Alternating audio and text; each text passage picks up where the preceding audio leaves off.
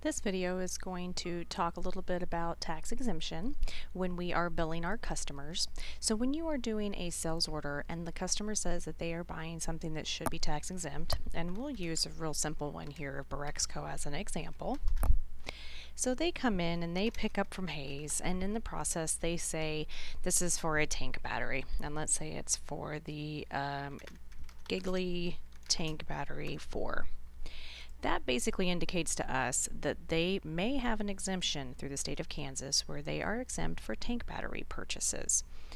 What we would need to do before we exempt any sale for them is check the forms that we corporately have on file to make sure that they have filled out the necessary and appropriate forms in order to claim that sales tax exemption through the state of Kansas.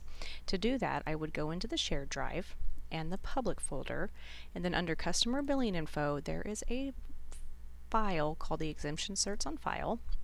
Everything in the main workflow are customers that we have AR accounts with, and then anyone who has come in like farmers, guys like that, go into the miscellaneous customers. In the case of Borexco, I would scroll down until I get into the B's here, and I would look and see if Borexco has a tax exemption form on file. Since they are claiming to be tank battery exempt, I would need to make sure they have the Integrated Production Machinery and Equipment Exemption Certificate for the state of Kansas. If they are in another state, this is talking to my Hennessy folks and to Trenton folks, your state does not work the same way Kansas does. There is not a tank battery exemption for customers that purchase and use items in those two states. This pertains very specifically to Kansas. But resell exemption, so someone coming in buying from you to turn around and resell to their customers, that does fall within any state that we do business in, so they need to have a form on file for that. But in our example here on this particular case, Borexco does have the Integrated Production Machinery file here already in the corporate office, so we can go ahead and exempt their sale. So within sales order entry, I would put whatever it is that they are buying. We're just going to pretend they're coming in and picking up some kind of a flange gasket. This is a sale that I am doing out of Hayes, so I would want to make sure my site ID is coming up with Hayes. They're taking one with them, and since I know it's going on the tank battery and I know they have the form on file, I'm going to come over here to the sales tax category. I'm going to hit F3 and pick tank, and you'll notice it says that this is a tank battery / integrated production exemption. Hit OK, and you'll notice down here at the bottom of the screen the taxable amount goes to 0. Non-taxable is now over here showing no sales tax. So that is how you exempt a sale. In the case of a resale exemption, customer is buying for the purposes of reselling to someone else.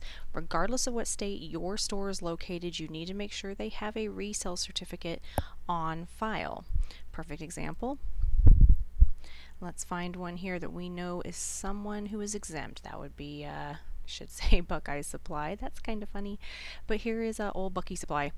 They are exempt for resale purposes. Notice there is a resale exemption certificate here on file, and it is current, so we are good to go. Same thing down here with Boltman. So you need to make sure if the customer is saying that they are exempt that we do in fact have a form on file, whether you are in Oklahoma, you are in Nebraska, or you are in Kansas.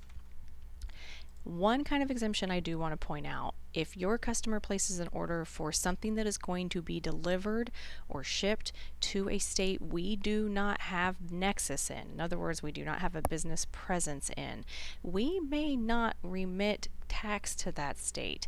You will need to call and talk with the controller or the CFO to find out if we do need to remit sales tax to the state in question. We currently remit sales tax in Kansas, Nebraska, Oklahoma, Colorado, Missouri, Wyoming, North Dakota. If you are not delivering to any of those states, we may legitimately not need to collect sales tax. If that is the case, we would need to change it to being exempt. And over here on the ship to, we would add out of state exempt. That way we are not collecting sales tax to bill out to whatever state you're located in, because that isn't truly sales tax that's due and payable to that particular state. So remember, if you question whether or not a sale truly is exempt, please feel free to reach out to the accounting department. If you are unsure whether a particular state is exempt or not, again, please ask before just not collecting the tax. If you have any questions at all and about exemption, being able to figure out which forms are required, there is someone from accounting that is always able to help.